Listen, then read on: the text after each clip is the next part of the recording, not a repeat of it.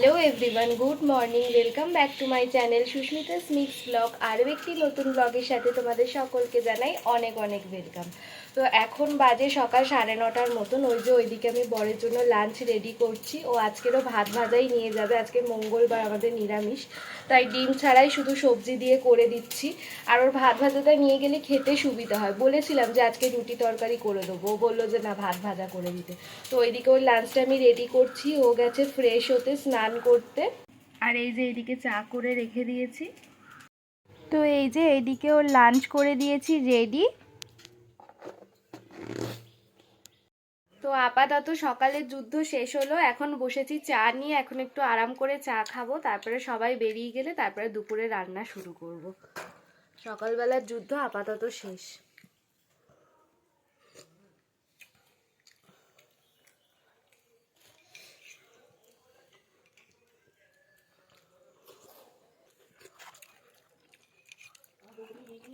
হুম, কোথায়? হ্যাঁ, ও তো মামার বাড়িতে থাকে।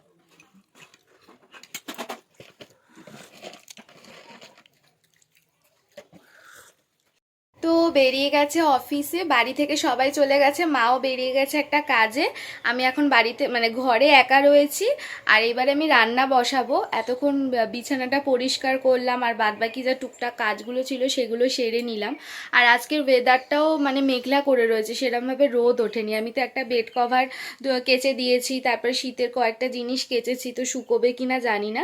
তো যাই হোক, রান্না বান্না সেরে আবার বসবো। কয়েকটা শাড়ি বাকি রয়েছে ফলস বসাতে, তো ওগুলো করতে বসবো। তো চলো কাজকর্ম শুরু করা যাক। আর তোমরা আমি কাজকর্ম শুরু করি, আর তোমরা ব্লগটা কন্টিনিউ দেখতে থাকো। এখন একটু গান চালাবো, হোম থিয়েটারে একটু গান চালাবো, গান শুনতে শুনতে রান্না করব, তাহলে মনটা ভালো লাগবে। তো এই যে এখন একটু আলু ভাজা করে নিচ্ছি। সকালবেলা কয়েকটা রুটি করেছিল, তো দুটো রুটি রয়েছে। ভাবছি টিফিনে আমি আলু ভাজা দিয়ে দুটো রুটি খাবার। এদিকে এই যে ভাতটাকে ফুটিয়ে আর নামিয়ে রেখেছি। তো এদিকে অর্ধেক কাজ সেরে এসে এই যে আলু ভাজাটা হয়ে গেছে, তাই ভাবলাম যে একটু রুটি দুটো খেয়ে নিই বসে, তারপরে তরকারিটা বসাবো। আর আমাদের যে চালটা এবারে বাবা এনেছে না, চালটা এত ভালো, তাড়াতাড়ি ভাত হয়ে যায়। তো ওই ভাতটাকে ফুটিয়ে রেখে দিয়েছি। তরকারিটা হয়ে গেলে ভাতটাকে আবার একটু ফুটিয়ে নিই আর নামিয়ে নেব, হয়ে যাবে। এক তরকারি ভাত করবো আজকে, তো আবার নিরামিষ মঙ্গলবার যেহেতু, ওই জন্যে। তাই ভাবলাম এখন একটু বসে শান্তিতে রুটি আর আলু ভাজাটা খেয়ে নিই। আগে গ্যাসের জন্য এই রুটি লুচি পরোটা কিছুই খেতে পারতাম না, কিন্তু এখন ঠাকুরের কৃপায়, আর তারপরে সবাই বলতে আমার বড় যা, সেও বললো, তারপর আরও কয়েকজন বললো যে সকালবেলা করে গরম জল খেতে। তো এখন আমি রোজ সকালবেলা গরম জল খাচ্ছি বলে আমার গ্যাসের সমস্যাটা ঠাকুরের ইচ্ছা অনেক কমে গেছে, অনেক। আগে এই গ্যাসের ভয়ে কিচ্ছু খেতে পারতাম না।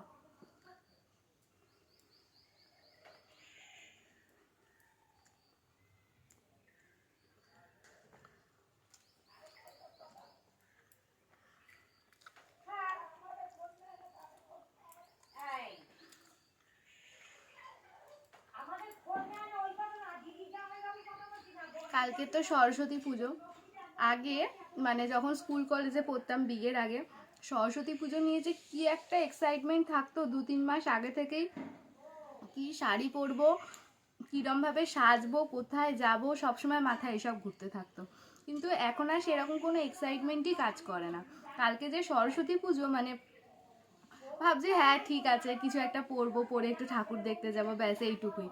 আগে সেই এক্সাইটমেন্টটা এখন আর নেই। মানে বয়স বাড়ছে সেটা বোঝা যাচ্ছে, বুড়ি হয়ে যাচ্ছি।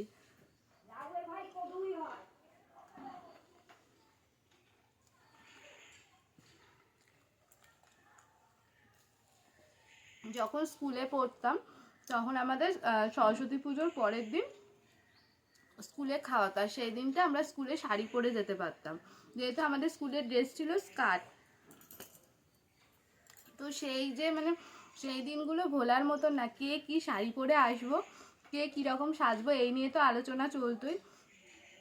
তারপর যেদিন খাওয়াতো সেই দিন খাওয়া দাওয়া সেরে আমি আর আমার একটা বন্ধু ছিল জুলি, তারপর আরও সব বন্ধু ছিল, দেবলীনা, সবাই মিলে স্কুল থেকে হেঁটে হেঁটে আসতাম। আর আমাদের বাটার ভেতরে তখন প্রচুর ঠাকুর হতো, প্রচুর। মানে জিরে দিয়ে ঠাকুর হচ্ছে, সাইকেলের টাওয়ার দিয়ে প্যান্ডেল হচ্ছে, এইরকম প্রচুর নানা রকমের ঠাকুর হতো। সব ঠাকুর দেখতে দেখতে আসতাম। সেই সব দিনগুলো মানে ভোলার মতো না। সেই সব দিনের সাথে এখনকার দিনের কোনো কোনো মিল নেই।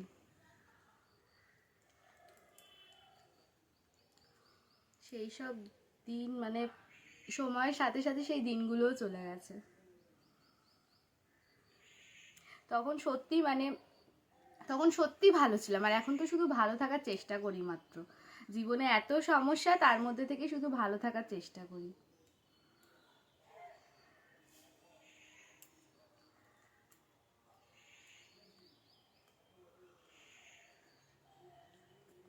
তো এই যে টিফিন খাওয়ার পরে রান্না বসিয়ে দিয়েছিলাম, এখন রান্না প্রায় আমার শেষের দিকে।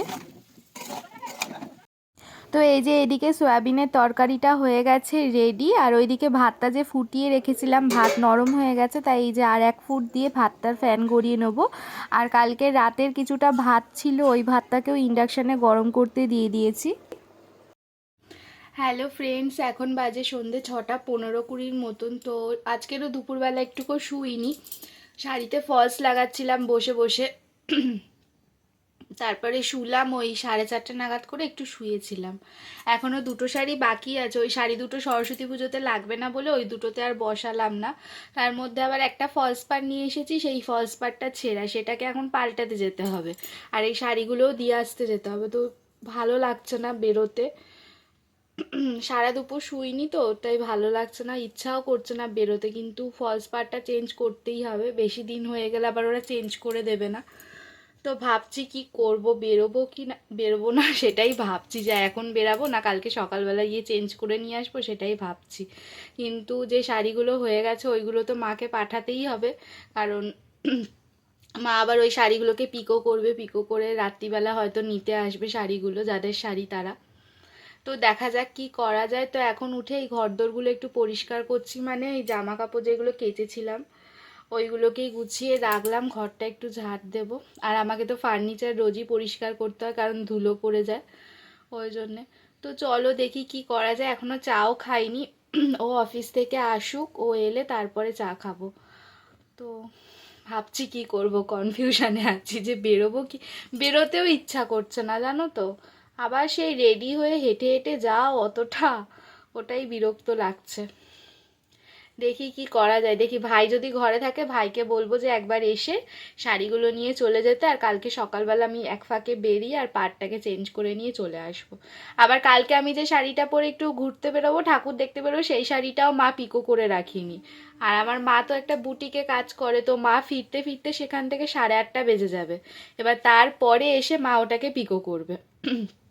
সেই আমাকে কালকে সকালবেলা ও বাড়িতে একবার যেতেই হবে।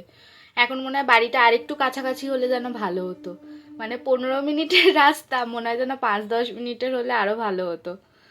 তো দেখা যাক কি করি, ভাইকে একবার ফোন করে দেখি ও বাড়িতে আছে কিনা। কালকে আবার সরস্বতী পুজো, ওর আবার আজকে প্রচুর কাজের চাপ, চাঁদা তুলবে, প্যান্ডেলের দায়িত্ব, প্রচুর দায়িত্ব ওর। ও তো হর্তা কর্তা বিধাতা। তো যাই হোক, দেখি কি করি, তোমরা ব্লগটা দেখতে থাকো।